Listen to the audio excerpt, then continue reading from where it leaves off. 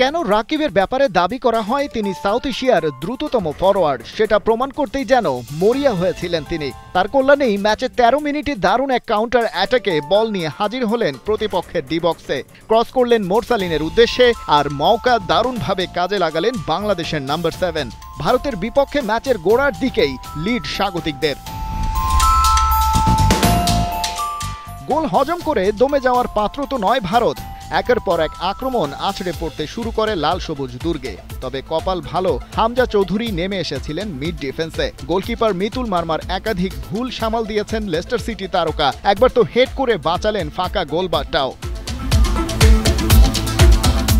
Set piece থেকে বল পেয়ে স্কোরশিটে নাম তোলারও একটা সুযোগও পেয়েছিলেন হামজা চৌধুরী। তবে নিশানা ভুল হলো, আফসোসে পড়লেন দলের সেরা তারকা।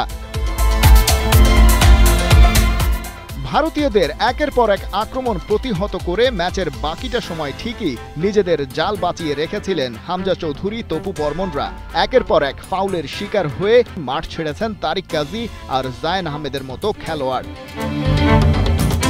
তাতেও অবশ্য হাভিয়ের কাবরেরা বাহিনীর দুর্গ ভেদ করতে পারেনি ভারতীয়রা। মিডফিল্ডের অতন্দ্র প্রহরী সমিত সোম অবশ্য নির্ধারিত সময়ের পর হেসেছেন জয়ের হাসি। বাংলাদেশের জার্সিতে পেয়েছেন নিজের প্রথম উইন, আর একই সাথে এটা বাংলাদেশের ফুটবলের জন্য তো ইতিহাস। অবসান হয়েছে ২২ বছরের অধীর অপেক্ষার।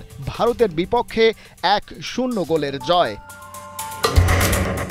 খালিদ জামিল, ৭১।